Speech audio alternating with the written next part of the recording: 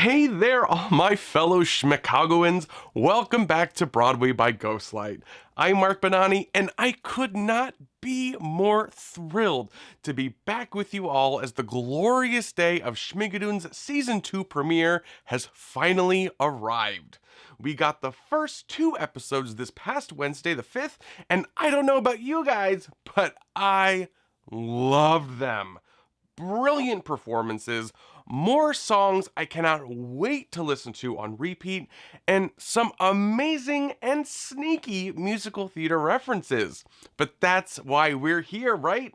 I'm going to attempt to break them all down for you. There are a lot. And my pal Joey McDaniel, aka Drunk Broadway, is back as well with his top 5 moments from the episode, so make sure and stick around for that. And while we got the first 2 episodes this past Wednesday, I'm only delving into the first episode today. But my episode 2 breakdown should be up in a day or two, so make sure you're subscribed and hit that bell so you'll be notified when that goes live. I also have a very exciting announcement about a special weekly bonus breakdown I'll tell you all about in a bit. It's very exciting. I'm very excited about that. But without further ado, let's dive headfirst into our amazing first episode of Schmicago. We get our original title card, at least for this first episode, and we see that Season 1 director Barry Sonnenfeld is not returning for this season. The first 4 episodes of Season 2 are directed by Alice Matthias, who has worked on several amazing comedies like Portlandia and the recent History of the World Part 2, which had Dove Cameron in it. Cinco Paul, the man behind the magic, in addition to creating the show with his writing partner Ken Dario, showrunning the series, and composing all of the songs, also wrote this first episode. We start 10 seconds after Schmigadoon, with our main couple, Josh and Melissa, returning to the real world.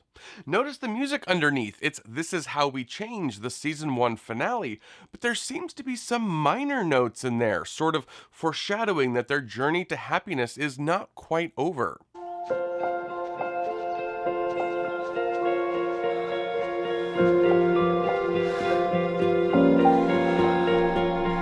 Melodies from Season 1 pop up a lot in this first episode. Josh and Melissa get married! They move to the suburbs in Connecticut. Things are going well for the couple, at least for a little while. We get an awesome corn pudding callback here. Did somebody say corn pudding? No, nobody said corn pudding. The mother of the little girl is played by the wonderful Jessica Vosk, a Broadway favorite and former Elphaba in Wicked. But then we see our couple's happiness is really starting to fizzle. On Josh's desk, you can see a picture from his wedding, and if you look closely at his ID badge, you can see that he works at Crossroads General Hospital. Again, I think foreshadowing the crossroads he and Mel find themselves at currently.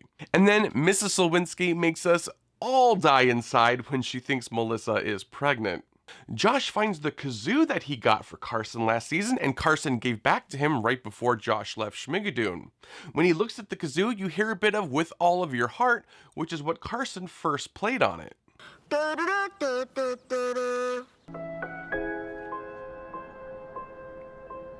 And we see that the couple is losing the spark from their jobs, they are having trouble starting a family, and they decide to return to the carefree musical wonderland of Schmigadoon. Honestly, how can you blame them? Also, can we talk about this music for a second? That's the foot? Oh. That's the foot? Oh! I dug it. All of the incredible underscore music is by Christopher Willis, thankfully returning from last season. Josh and Melissa head to these same woods where they first found the magical footbridge into Schmigadoon, and I may be crazy, especially since it's not time period appropriate, but did anyone else hear a little lick of Into the Woods music there? I feel like this is around... Be careful not to lose the way. It's tree. Into the woods. Was it just me? Am I crazy? Also, another little musical Easter egg that I love here in this scene, when they are searching for the bridge and they think they're getting close to finding Schmigadoon, the underscoring just barely begins to play the song Schmigadoon, but quickly stops as it's clear they're not going to find it. About this direction. Totally. Yes. Me too. Yep. It happens again too later in the scene. That's the Schmigadoon spirit. We're never gonna find it. Defeated, they give up, and in the car, the music playing is Josh's song, You Make Me Want to Sing. But then, uh-oh, they have a flat tire, kinda like Brad and Janet from the Rocky Horror Show, and soon they hear organ music. They think they found Schmigadoon, but of course, they can't ever return to Schmigadoon. Instead, they found the seedy, sinister Schmicago. And we meet our narrator, played by Titus Burgess, who is a to-the-letter leading player from Pippin, originated on Broadway by Ben Vereen. The company sings Welcome to Schmicago, a clear homage to Magic to Do, also from Pippin. If your life is a bore and it's left you wanting more, leave your fancy degrees and your jobs and your cheese. It's time to change your point of view. Schmigadoon. Join us, leave your fields to flower. Join us, leave your cheese to sour. Join us, come and waste an hour or two. From the choreography, to the music, to the costumes and face paint, it's all perfectly Pippin. Something fun to point out here, on the line, endings that are tragic, one of the dancers pulls out a red handkerchief similar to the Chicago film in the Cell Block Tango. This is Elsie, played by Justine Guerra, the young woman who is killed later in this episode. We get a nice little shout out to the great Sutton Foster and her first and last big Broadway roles. Did you wave hello to Sutton Foster in The Music Man because you remember her from Thoroughly Modern Millie? I'm guessing no? And as instructed by our narrator, I did look up the word farrago. Did you do it as well? And basically it means a hodgepodge of things or ideas, like Schmicago and its mix of genres and styles. We then get a glimpse of most of our main cast. There are a few very important people missing. We have Dove Cameron, now as Jenny Banks, Alan Cumming as Dooley Blight, Jaime Camille as Sergeant Rivera, Kristen Chenoweth as Miss Codwell, Jane Krakowski as Bobby Flanagan, and Patrick Page as Octavius Kratt. Also featured are a trio of hippies, some of Topher's tribe, and then some of our amazing court dancers, many returning from season 1, and our children's ensemble, here a mix of Annie and Oliver type orphans. A great, very funny bit here referencing this crossover from Pippin.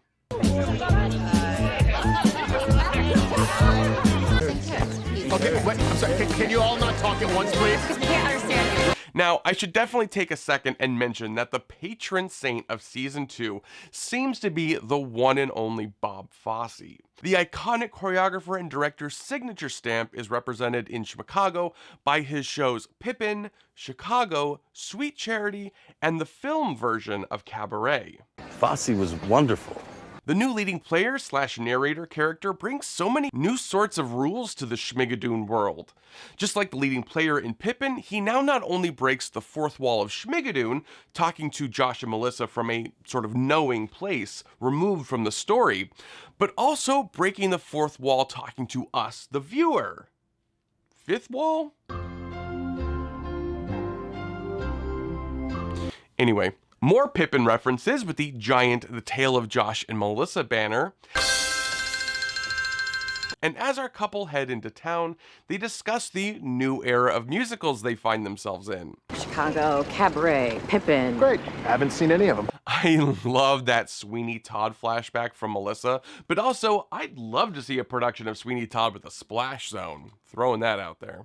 They also have this wonderful interaction about imperfect rhymes, which is a debate any old school musical theater nerd has gotten into at some point. Imperfect rhymes. Yeah, you know, like when you rhyme time with fine. Oh, well, come on, that doesn't really matter. It matters a lot. I looked at all these neon signs here in my trailer breakdown, but you can see the Krat Club, a play of course on the Kit Kat Club from Cabaret, and below, instead of girls, girls, girls, it says Fräuleins, Fräuleins, Fräuleins, which kills me. Next to that, there's the law offices of Bobby Flanagan, Jane Krakowski's character, who we'll properly meet next episode. There's also a bloody-looking barber pole, a nod to Sweeney Todd, and the street sign is for Lloyd Street, which we will see also intersects with Weber Street, a nod, of course, to Sir Andrew Lloyd Webber, whose Jesus Christ Superstar will come into play later this season. There's also neon signs for tavern, loans, pharmacy, pianos, and one neon sign that says Roxy. No doubt a nod to Roxy Hart from Chicago and her famous neon sign. And here we can see an ad for Blight & Sons sausages, referencing Alan Cummings' character, Butcher Dooley Blight. I could be wrong, but I don't think Dooley will have a son, so my guess is that Dooley is the son of Blight & Sons and inherited the shop from his father. But I guess I'll have to wait for some Schmigadoon fan fiction to find out about that. We meet this amazing new townsperson, just named Female Barfly in the credits, but I think it's safe to say her name is probably Joanne, in reference to Joanne from Stephen Sondheim's Company, created on Broadway by the incomparable Elaine Stritch. Here, our Joanne, played by Karen Conoval, sips on what I'm sure is another vodka stinger, and she utters Joanne's famous line. I'll drink to that. Miss Conoval is a wonderful Canadian-based actress who has indeed starred as Joanne in Company there. And we see Broadway and television favorite Anne Harada, one of my personal favorite people as well. In Schmicago, she's Madame Frau. I think Madame Frau is a mixture of Fräulein Schneider and Fräulein Kost, both from the musical Cabaret. In Cabaret, the stage version at least, Fräulein Schneider rents a room to Sally and Cliff, and Fräulein Kost turns out to be a Nazi sympathizer. Madame Frau runs the Hotel Schmicago, and my guess is she won't be a good guy, at least not at first, we'll see. When she first turns around, the music is a bit of Anne's song, He's a Queer One, That Man Oh Mine from season 1. Hello. Hey. Hey. Wow, hey there. The always funny Miss Harada is modeling this amazing, slightly Brooklyn-sounding German accent. It's 50 cents an hour, cash. On Madeline Kahn's character from the movie Blazing Saddles. Ah, I feel refreshed. Isn't it bright in here? With a little bit of Cloris Leachman's young Frankenstein character, Frau Blucher. I'm obsessed. Josh and Melissa's room costs $3. Inflation has even come to Schmigadoon as well. Last season, their room was only $1. Up in the room, we meet Jenny Banks, a clear embodiment of Sally Bowles, specifically the Liza Minnelli film version. Sorry, have you got a cigarette, darlings? I'm simply desperate. Have you a cigarette, darling? I am desperate. Everyone is a chum, and everything is simply marvelous. I love, though, how Dove Cameron clearly evokes Liza in that film, but is not doing an impression of it. I love that. One of my favorite little bits is when she first enters, she not only pours absolutely nothing from the teapot into those cups, but then completely ignores it after that. Hysterical. Later, when Josh and Melissa enter the crack club, everyone is frozen in place. This is a very Fosse cinematic trick he used to great effect in the film versions of Cabaret and Sweet Charity. I was dying. Such a specific but powerful little reference there. And we jump right into our second number of the episode called Do We Shock You? A very funny song that's very much a play on Big Spender from Sweet Charity.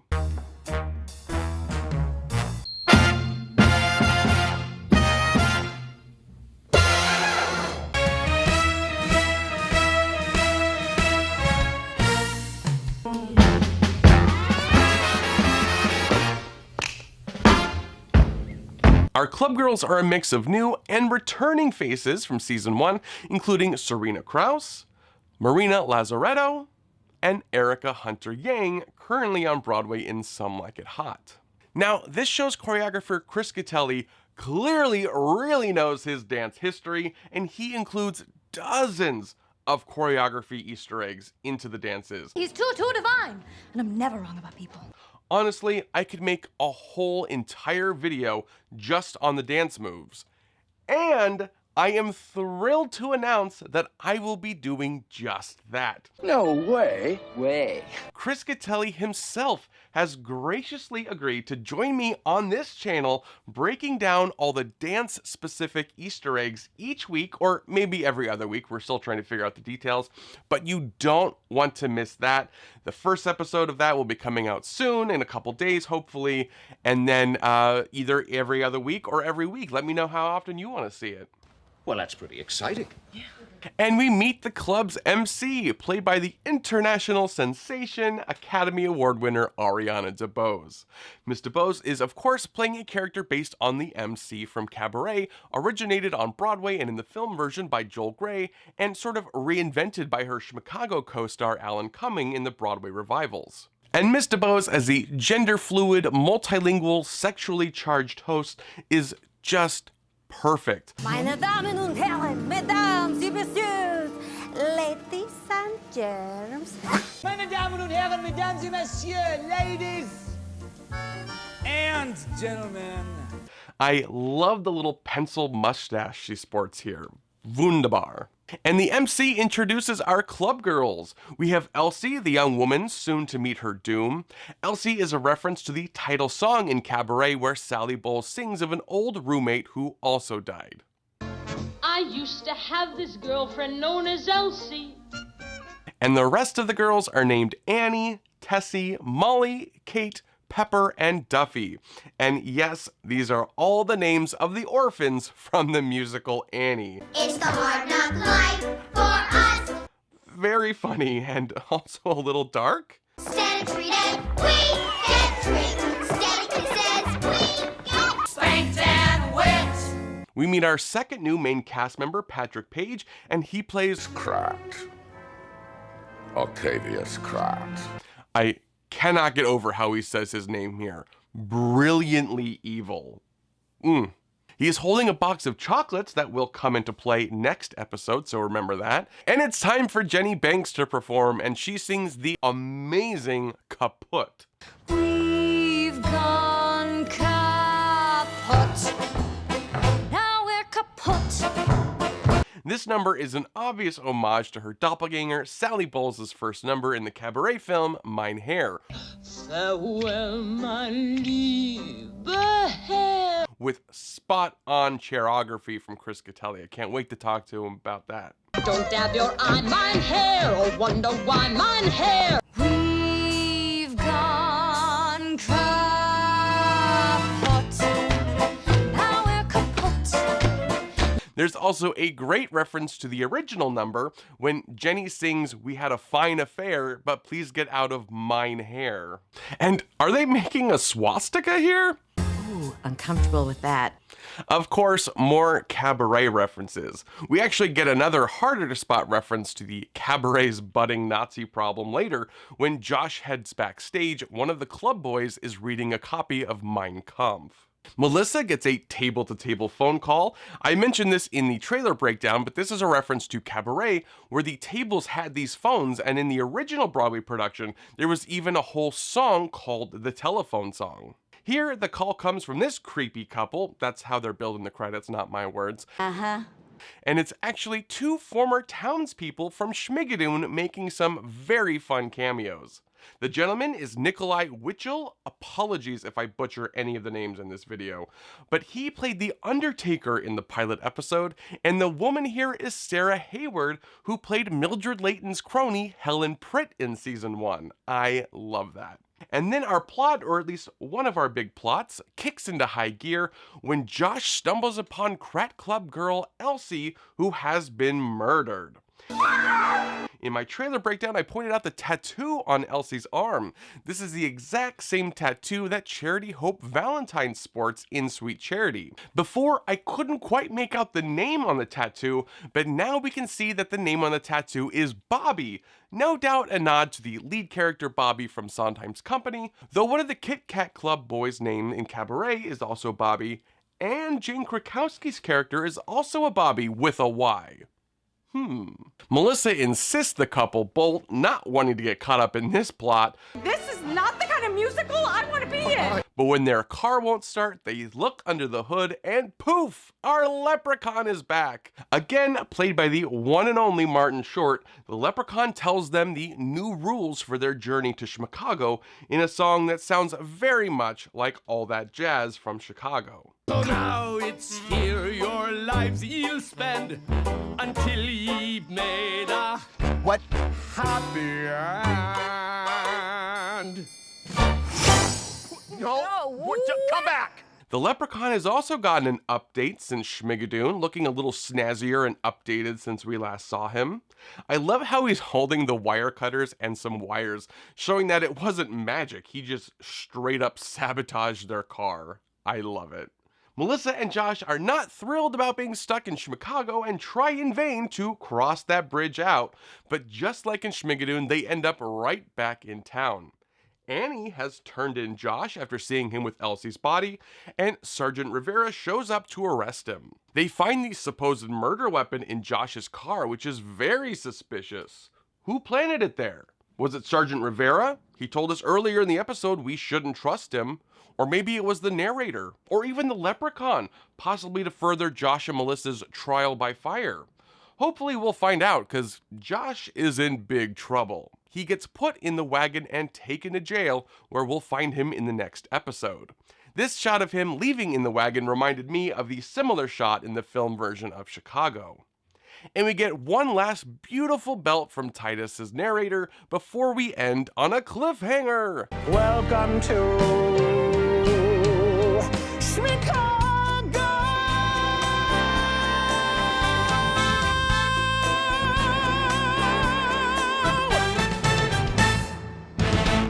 Luckily for all of us, the second episode was available to stream right after. Oh, thank God. What did you guys think of this first episode? I loved it. Does that shock you? No surprise there, I guess. We got mystery and magic and an ending that was tragic, so I guess we've all been properly welcomed to Schmicago. And now let's bring in my pal Joey, aka Drunk Broadway, with his top 5 moments from this first episode. Take it away, Joey.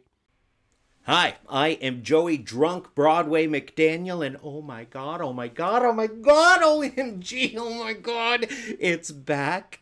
And I could not be more excited to learn more about the adventures of Josh and Melissa and hear the scintillating tunes of Cinco Paul, marvel at the choreography of Christopher, may I call you Chris, Gatelli, hear the high and low notes of our new cast members, Titus Burgess and Patrick Page, all the other goodness from all the good people. Much like last season, I am thankful for 5 things. So, thank you 5. Let's get going. Thank you to the brilliant underscoring of the intro, which broke my heart and made me laugh and brought me immediately back into the story of Josh and Melissa. Hearing the Emmy Award-winning opening notes of Corn Puddin' was like hugging a friend after far too long an absence. Thank you, Schmicago team, for unashamedly loving what you love. Like Lin-Manuel Miranda, Schmicago has no chill whatsoever. I mean, how many references can one show hold? Watching the first episode, I thought, the show has everything. It's got Chorus Line and Pippin aplenty. It's got Chicago and Cabaret galore. You want Pippin hands? Bitch, I got 20. We truly are a part of a theater kid's world. Perhaps one of the only things I like better than a fun musical choreography or costuming reference to my favorite shows is Melissa standing in for us theater kids and over-explaining all the musical theater tropes. When she told Josh that, some shows have narrators instead of a story. Or, would you wave hello at Sutton Foster in The Music Man because you recognized her from Thoroughly Modern Millie? Oh, and her opinion on perfect rhymes was absolutely sublimes. Thank you. And I love you, lady who lunches. You and your nasty vodka stinger are my everything, and I cannot wait to go as you for Halloween. But remember, kids, vodka stingers are gross. I mean, really, they're really not good. You should try anything else. A last word is a personal favorite. Though chartreuse is hard to find right now. It doesn't matter. There are 10,000 drinks I would put in my belly before another vodka stinger. But I still love you.